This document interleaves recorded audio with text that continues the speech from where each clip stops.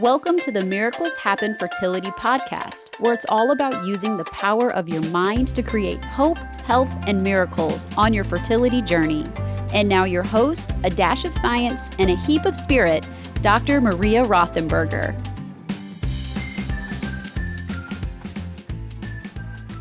Hey, welcome to episode 143 of the Miracles Happen Fertility Podcast. This is Dr. Maria Rothenberger, your host for the podcast. I am a therapist and coach and spirit baby communicator. I specialize in all things fertility related or family building, including very grounded mental health sciencey stuff and this other esoteric sort of spiritual, they say it's non-sciencey, but I disagree, realm. I think that science and spirit are coming together more and more. And so I like to help bridge that gap, which I am going to be doing today. We're going to be talking about astral travel, out-of-body experiences today. And I will tie this to fertility. So I know you might be like, what the fuck does that have to do with fertility? But guess what? It's related. So we're going to get to that. First, I just want to say, and this is a little bit of permission, actually, because this is interesting. As you are listening to this, or the day that this is published, this podcast episode, I will be on a personal retreat. I am taking our trailer and I'm going to a campsite and I am going to just be by myself with a dog. I'm bringing my silver lab, Jake, because he could be intimidating and I just want to be safe, right? You know what I'm saying? So it'll be me and the dog. And the only reason why I'm bringing my computer is because I will be writing as well. I'll be doing some fiction writing, which is really fun. And watching movies and cooking lovely meals and doing some yoga and hiking with the dog. And it's going to be beautiful. Now, why am I bringing this up? Because when I have told people that I'm doing this, they are like, what? You can do that?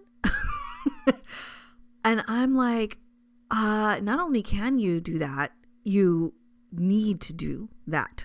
Now, do you need to get in a trailer and, be gone for a weekend? No, you can do a personal retreat for a few hours in your bedroom if you want. You just have to set a boundary and a limit with people that you live with so that they know to not disturb you. And you use that time for all the things that you want to use that time for. Journaling, watching movies, I don't know, playing loud music and partying. It doesn't matter really what you use that time for, but it's a personal retreat just for you. So, permission, just in case you needed it, to do something like this for yourself. It's a beautiful way to recharge. And P.S., everybody wins when you do this.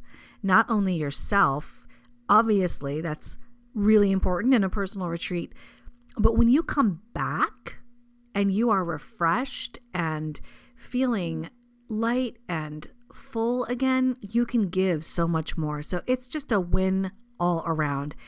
Please do this for yourself. Please. In any way that you possibly can. There is a retreat little, what's it called? Let me pull it off my shelf. It's called Bliss in a Box by Susan Piver. And it is literally this box. It's like this fuchsia colored box with CDs in it, which I know is old school now, but I actually just uploaded them to my iTunes and onto my phone. She's got yoga in there. She's got meditations on those CDs. And it comes with this book and a set of cards. Like they look like oracle or tarot cards, but they're not. They just have little journal prompts and affirmations, quotes, yoga poses on there. And it's like a personal weekend retreat. She gives you a whole like schedule, some foods that are great for a retreat. I'm not going to follow that exactly. I remember a time when I totally needed that. And I actually rented a hotel room. This was in the middle of my fertility journey. So especially if you're dealing with that right now, please, oh my gosh, take some time to just be with yourself. It is phenomenal. I remember taking like a Wayne Dyer show, like a oh gosh, what was a documentary basically. And he did a bunch of speeches and things. It was glorious, glorious time. So I followed this retreat by Susan Piver to a T. I brought the foods that she recommended. I did the yoga. I did the meditations. I did the journaling, and I watched Wayne Dyer, and that's it. That's all I did. My phone was shut off. I didn't connect to the world at all. I think actually my husband had to bring me something. I don't remember what I forgot, but he brought me something. And it was just me. It was just me that whole weekend. It was beautiful. And so I'm doing this again. I haven't gone away for a personal retreat in a while. I usually just hole up in my room for a bit, and I take a bath every Sunday. That's my own personal thing every week. But I think that something like this, some kind of ritualized thing for you, is really necessary. So consider this a bonus part of this podcast episode. I just really find it to be really important for refreshing the soul, really re-energizing the soul, and actually doing this life thing. Now, this is related to out-of-body experiences because there is a refreshing feeling of when you when you experience this, per the research. Now, I'm going to tell you about my own experiences, but a lot of what I'm going to be talking about today is from out-of-body research. Like, yeah, this is a thing. This is something that can actually be looked at and examined. But I really wanted to talk about the benefits of this because astral projection or out-of-body experiences has come up a lot in spirit baby sessions. So I want to talk about that as part of fertility, not only how it can be useful for the body and for the mind and the soul, but how it can help facilitate this connection with spirit baby realm. Okay, so let's just start with what the heck astral projection is. What is this thing? So it basically is that your consciousness travels outside of the body. Now, I know that I've mentioned this before in other podcast episodes where folks who do dream research or who do research around sleep, especially folks who are studying consciousness and these other non-body, non-physical related topics, they posit that it's possible that when we sleep, because other folks who research sleep can't really determine exactly why we need to sleep. Yes, there's a rest component, but we can rest without sleeping, right? Our consciousness can stay up in alpha beta range and we can rest. But there's something about sleep that is not quite determined yet, unless I'm not aware of the research, which is totally possible. But folks who study consciousness suppose or hypothesize that we actually travel outside of our body in our sleep state so that we can glean various things. And I'm going to be talking about those various things. Like, what are the benefits of astral projection? So it really is out of body. Your consciousness is traveling out of body. If you have ever heard about or read about near-death experiences where people talk about floating above their body, that is astral projection. So the consciousness or the spirit or the soul is outside of the body. So I'm going to tell you about my own experience with this, which left me completely perplexed. And this was well before my own, opening to the spirit realm. This was well before that. So I was very grounded totally into science and mental health, and it's all still beautiful parts of humanity. But this spirit world is another component that was completely missing in my life. So when I had this experience, it was completely random, not intentional. I had no idea what was going on, and I freaked the fuck out, frankly. So this is what happened. It's very simple. I woke up in the middle of the night and I was on my ceiling. This is so weird to even say out loud. I know that I've mentioned it before in other podcast episodes, but it's still strange. So it's on my ceiling and I'm looking down at my body. I'm sleeping and I can see my husband. He's sleeping and it's dark, but I can see things in my room. I can see the window. I can see the placement of the bed. I can see the floor. I can see the bedspread. I can see everything. I'm just, it's me, but I'm looking down at myself. Now, I could even feel, I was like, kind of like undulating on the ceiling, like floating on the ceiling, and I could feel the ceiling behind me. Like I could touch it with my arms. And so here I am floating on my ceiling, looking at myself and my husband laying in bed. And I freaked out and I went boom, right back into my body. I just boom, flew down right into my body.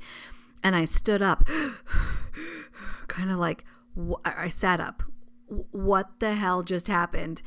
And I looked over at him and he was sleeping in the exact position that I saw him in from the perspective of the ceiling. And I just didn't know what to make of it. I mean, I thought, what the heck was that? Was I dreaming? No. I mean, it felt absolutely real. Like this was not a dream. And I've come to learn that sometimes we think we are dreaming, but it feels so real that it probably is. And this is part of the research around consciousness and dream work and astral travel. They talk about if you've had flying dreams or dreams of travel, that it is very likely, or it's possible, that you are actually astral traveling, so that your consciousness is going. The cool thing is, if you think about it, if you are astral traveling, you can say, I want to be in Paris, and you're in Paris. It's instantaneous. Now, this is going to be really important because this is piggybacking a little bit on the podcast episode that I just did, episode 142, Where Does My Spirit Baby Go When I Can't Feel Them? There is an instantaneous movement when you are on that plane, when you are in the astral field. You can go anywhere instantaneously. There's no time. There's no material space. It's just boom, you're there because your consciousness can go wherever it pleases at any time. Now, the cool thing about Spirit Baby Realm is that they can be in several places at once. I have not found that in astral travel, but I certainly haven't read all of the research. So I won't be covering that today in terms of astral travel, but in Spirit Baby Realm, I know that that's possible. So, okay. Now, what are the benefits of astral travel? Like, why do this?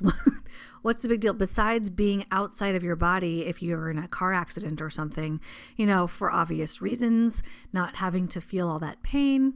Useful, pretty useful. Yeah. I'm just going to take a sip of coffee. Hold on. Okay. So that's number one, right? Like one benefit of astral travel, but what else? I think one of the biggest things that I have found in the fertility world is the fear of the unknown.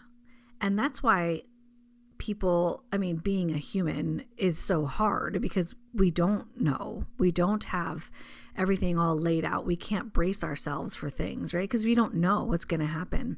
And that's how it is with death, right? People have just this huge fear of death. And one of the things that I have found are that the research points out, I'm looking at, by the way, IIPC.org, which is an institute that studies consciousness and projection specifically. So looking at their research, and there's a lot more detail on there about astral projection and the different levels of consciousness. And oh my gosh, there's so much to learn and to know about this. So this is very, very basic that I'm talking about on this podcast episode today. Blah, blah, blah, blah. Getting tripped up on my words. I consider that a wonderful time to take a quick break. I have potentially another podcast that you would like to adventure to or listen to. I'll catch you on the other side of this quick break. My name is Will. And I'm Karen. And unlike Mulder and Scully, we both want to believe. So we've embarked on a journey of discovery. We've talked to people deeply entrenched in the spiritual and metaphysical world. We've thrown ourselves into weird and wonderful experiences. I even joined a coven of witches. And wait, you joined a coven? Yep, all in the interest of finding something. Anything. That will prove that there's something beyond this physical, three-dimensional world we all live in. This is the Skeptic Metaphysicians. Join us every week as we explore a new corner of this weirdly wonderful universe. Always keeping a pragmatic eye on the subject. We don't live entirely in the woo. The woo? The woo. What's a woo? You know, the woo. That doesn't help me. The woo-woo, you know. Oh, the woo-woo. Why didn't you say that? Pretty sure I did. Catch us on your favorite podcast platform. Or across the world on select radio stations. The Skeptic Metaphysicians. Your world will never be the same. Now they sound like the epitome of healthy skeptics, being open to everything, but not buying everything. Do you know what I'm saying? Yeah, that's the way to be. That's exactly how I want you to listen to my podcast too. So head on over to Skeptic Metaphysicians. They sound phenomenal. Okay, so other benefits to being out of the body, losing your fear of death, that you know that there are things beyond the body, right? We continue to exist outside of the body. Another thing that is a benefit is this is what the Institute says: a feeling of serenity. Now, I've experienced this myself, particularly in dreams that I've thought were dreams, but potentially they have been actually astral travel. I fly a lot in my dreams. And actually when I'm flying, it's so interesting. I usually don't fly by myself. I'm actually pulling in others. Like, you can do this. This is like so my teaching, style. I don't want to be, teacher down, like you hear all the things that you need to learn. I want people to experience. I want you to know that I'm not different or better or whatever than you. We are the same. You can do this. You can absolutely do this. So that's how my astral travel / dreams are. And I say / dreams because I don't really know, but this is what this research hypothesizes, right? So I have this absolute feeling of peace. There was one time, I will never forget this really intense dream. And that's one of the ways that they talk about out-of-body experiences happening, is that the dreams just feel more intense, colors are more intense, those kinds of things. There was a dream that I had that I was on the top of a cliff, and it was just covered with this beautiful bright green grass. And down below was a body of water. It was a lake. It was a huge lake, kind of like Lake Tahoe. So like there was a shoreline and, waves would come in, but it was a lake. It wasn't the ocean. And I was standing on this cliff with a bunch of people, and I looked at them and I said, watch this. And they were like, what are you going to do? And I jumped off this. I mean, I don't know how many feet it was, but no one could survive that physically. I dove off the cliff, and just before I hit the water, I scooped my body up, and landed on the cliff again, looking at them. And they were like, oh my God, how did you do that? And I'm like, you can do it too. Come on, I'll teach you. Right? This is so very much like my teaching in Spirit Baby Foundations training. I like to let people know that you can do this shit too. You really can. Everybody has this ability. Also in that dream, I went under the water and I could breathe. There's just this feeling of peace in this travel, in this astral travel. So I do understand what this research institute is saying, that you find this serenity or this peace that didn't exist before. Now, this is very, very much related to fertility, because when you are struggling so much to build your family, peace is gone, right? It's out of the picture. And that's why I write about it a lot. I talk about it a lot. I feel like once you reach a place of peace, then the outcome of your story matters much less. Yes, if you wind up living child-free and you have grief about that, or you want to add to your family more and you decide to stop and you have grief about that. Yes, there's going to still be the darkness and the grief, but underlying everything is this peace and this serenity with the choices that you make. It just brings so much beauty and light into that experience of grief. You allow the grief to happen rather than letting bitterness take hold.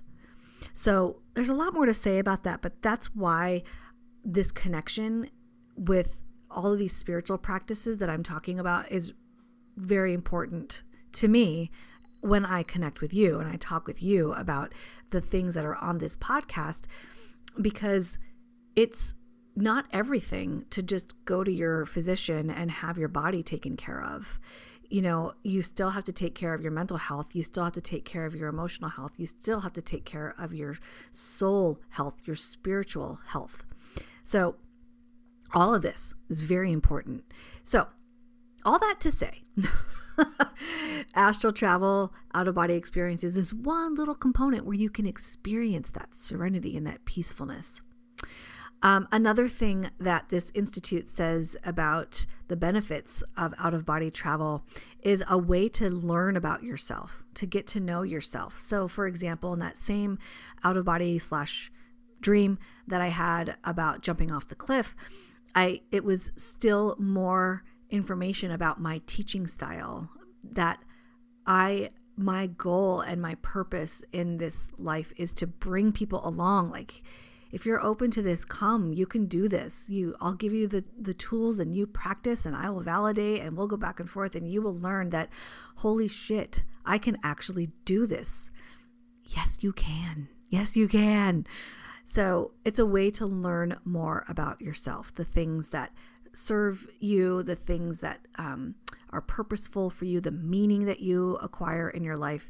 You learn a lot about that in astral travel. Okay, another thing is just a general opening of your consciousness. And when you have a general opening of consciousness, you're able to connect to other people, other beings on different realms. Now, let's not even get into like the other, consciousness, like, extraterrestrials and stuff like that. That's a topic that is absolutely fascinating. I'm talking just about loved ones that you knew on this earth, perhaps people that have passed away, or, hello, spirit babies, la la la la la. Now, this is where astral travel has come up in spirit baby sessions so much, because spirit babies will talk about this. They will say either, hey, meet me on the astral plane, or they will say, don't you remember we've played together on the astral plane? Don't you remember? We play all the time. We dance, we fly around, we bake together, we, build things with clay together, or we skip rocks together, or we, they will talk about this. And I remember one of the very, very, very first spirit baby sessions that I did when I was still doing my self-study, and I offered these free sessions. The baby came through and she was jumping on a bunch of bubbles. I know that I've mentioned this one before. The baby was showing me jumping together with her mom on a bunch of bubbles. And the mom said, oh my God, I had a dream that I was hopping on rocks at the beach with my little girl. And that is an example of potential astral travel on the spirit plane, on the astral plane with your spirit baby. Now, the cool thing is that you can intentionally do this. It does take practice, lots of practice, but you can intentionally do this. So I will talk about one practice that you can do, but I'm also going to recommend a book by William Buhlman, Buhlman. It's called Adventures Beyond the Body. He has a lot of works on astral travel. Another one I think is called How to Travel Out of Body or something like that. But Adventures Beyond the Body I really liked, because not only does he give practical skills for honing to be able to travel outside the body intentionally, he creates safety around it and control around it so that there is such a lack of fear. You don't have to worry about it. You know exactly what to expect. And he gives, people write into him and tell him their stories, how their experience was of this. People that are complete skeptics, like, this is dumb, but okay, I'm going to try it. Like me with meditation, this is dumb, but I'm going to try it. I have nothing to lose, right? That's how this book is. So people write into him, and then he talks about his own experiences and specific skills to use to learn how to astral travel. Really, really fun stuff. This came up actually yesterday in a Spirit Baby, or in a coaching session. We were talking about astral travel because the person talked about being able to connect with Spirit Baby when she experienced certain body sensations, and the body sensations mirror astral projection. So I said to her, you might be astral projecting and not knowing it. So I encourage her to look at that book, of course. The body sensations, by the way, and this is in that book, Adventures Outside of the Body, the body sensations are sleep paralysis. So a lot of people will feel like they can't move at all. They're just stuck, or like somebody's holding them down. There's a weight on them, on their body, and they just can't move. That's called sleep paralysis. And there's usually some kind of buzzing in the ears, or like a feeling of like electricity moving through the body. When I first started practicing this technique, and I'm in the process of learning myself, that buzzing electricity was like, I was like, oh my God, no, stop. I had this feeling of fear, like, oh my God. But once you keep practicing it over and over and getting to that same space over and over, you gradually just lose the fear. You lose the fear of the sleep paralysis. It doesn't bother you anymore. You welcome it. You lose the fear of that buzzing and that electric sound throughout your body and ears. You lose the fear of that.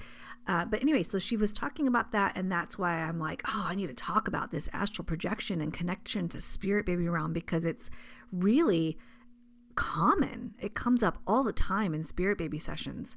So this is yet another way to examine and to practice and to hone your spiritual fertility, right? This is that connection to Spirit Baby that it's just another tool, like your pendulum or your crystals or your meditation or your while you're doing acupuncture. If you see Spirit Baby or hear them or feel them in a way that you don't feel in your normal alpha or beta brainwave states, like you're sitting at your computer working and you don't tune into Spirit Baby.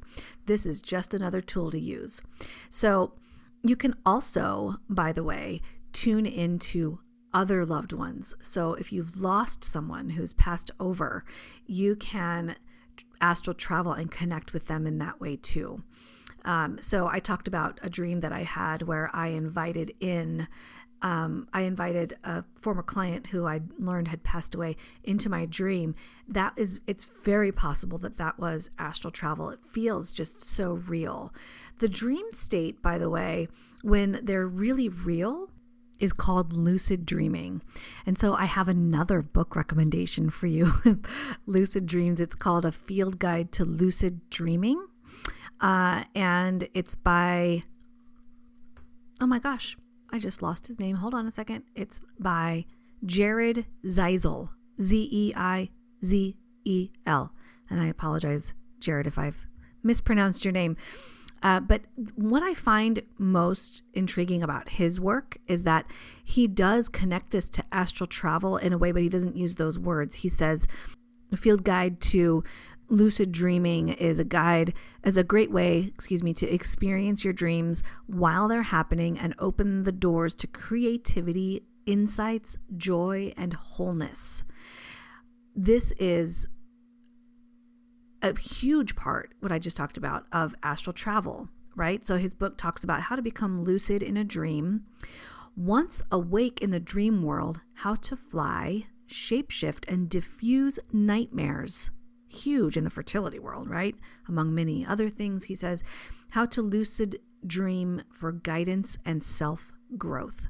This is all connected to that astral travel where we talk about gleaning these things, learning about yourself, growing, finding peace and finding serenity in these travels, right? So that's just yet another book to check out, Field Guide to Lucid Dreaming. So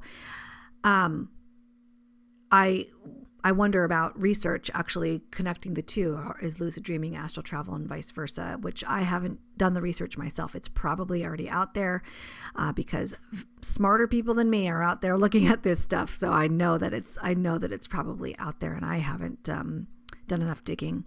But so when you are in this state of lucid dreaming, like I invited that former client, that is very that is very possibly astral travel, and I absolutely felt connected to him. Now, heads up, intense dreams, lucid dreaming can happen with, different types of medication or different types of conditions, mental health conditions like depression and anxiety. So, dreams actually for me become way more intense when I take melatonin. So there are different chemicals that can create these experiences. And if you are already in a state of depression or darkness, then sometimes your lucid dreams can feel more scary. I remember a lucid dream that I had where someone was chasing me. I'll never forget this.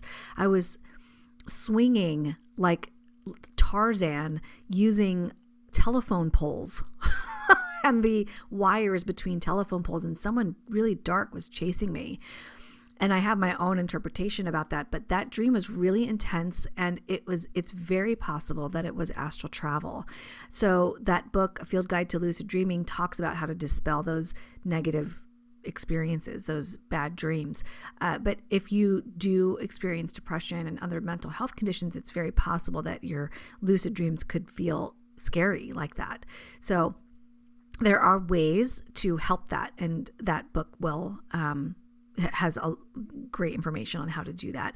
But you can just in general practice excellent sleep hygiene and take care of those symptoms, those depression and anxiety symptoms. Myriad of ways. Start way back at episode 1 of the Miracles Happen Fertility podcast. There's all kinds of information on how to help alleviate those symptoms, how to take care of yourself. So having a strong baseline, a good healthy baseline, is really helpful for having good experiences with astral travel and lucid dreaming. Okay, let's talk about one skill that you can start practicing to begin to astral travel if you would like. Okay, here's one example. There are many, by the way, in that Adventures Outside of the Body book by Michael Bowman. Lots of skills, but here's just one. And this is, again, from iipc.org. So you can find this yourself if you would like. And lots more research on that website too. Okay, so this is what they say. They say, isolate yourself in a dark room with no movement in the air, like no breezes or anything like that. So draft free. Light a candle and put it on the table in front of you, or a surface in front of you. So you're sitting up. Okay, you're sitting up in a chair, and you're going to focus on this candle. And this is very meditative. So if you've got a great baseline of meditation, which I'm a huge proponent for, this will feel natural to you. If you don't have a good baseline for meditation yet, that's completely okay. You're just bringing your attention and your focus back to this candle, to the flame on the candle. So what you're trying to do when you start doing this work is you're paying attention to what is happening. You're observing what's happening with your body. You're observing what's happening with your consciousness. So the difference between this moment and meditation is that meditation, you continue just perpetually focusing on this candle flame. With astral travel, what you're doing differently is you're intending to move your astral body toward the flame. So you're not moving your physical body, you're prompting your consciousness to move toward the candle flame. And then You stay lucid, you stay aware and awake. You're not falling asleep. Your brainwave activity goes down into a theta brainwave state perhaps, and you intentionally project, or you pretend in the beginning that your astral body, your consciousness, can move toward this candle. And eventually, over time, it will. You may experience that buzzing in your body. You might experience a little bit of paralysis in your body, like you can't move. And then you will feel the astral body begin to move. It is, again, in the beginning, it can feel fearful. That's okay. You'll pop right back in your body and you try again next time if you want to. You never have to if you don't want to, if it's too scary. But if you're fascinated and intrigued and really want this to work, you just keep trying the next time. And it does take a while. I want to say Michael Bullman, I think he said it was several months before he was actually able to do this. And it was a concerted effort, like nightly, every day or every night he would do these practices intentionally. And it took him several months. I believe that's what he said. Read the book. You'll see. Right. So that's one exercise that you can use. It really is just sitting in a dark room with this candle, paying concerted attention on this candle flame, and then getting down into that lower vibrational brainwave state, and then acting as if your astral body can move toward it. And over time, it'll start to actually do that. It's fascinating. So cool. And a little scary in the beginning. I said it has been for me, maybe not for you, but it has been a little strange in the beginning. But then it becomes more and more comfortable as you practice it. All right. I hope this has been useful for you and interesting at the very least, right? Hey, this is all fascinating stuff, at least to me, and I hope it is for you too. So if it is for you, by the way, fun and interesting and informative, please leave a rating, please a star rating on whatever format you're listening to this. If you leave a few words too, that would be so amazing. I am sending you a ton of gratitude for that right now. And until next time, when we talk about more weird and wonderful, exciting, esoteric / grounded science meets spirit stuff and fertility, I wish you well. Take care.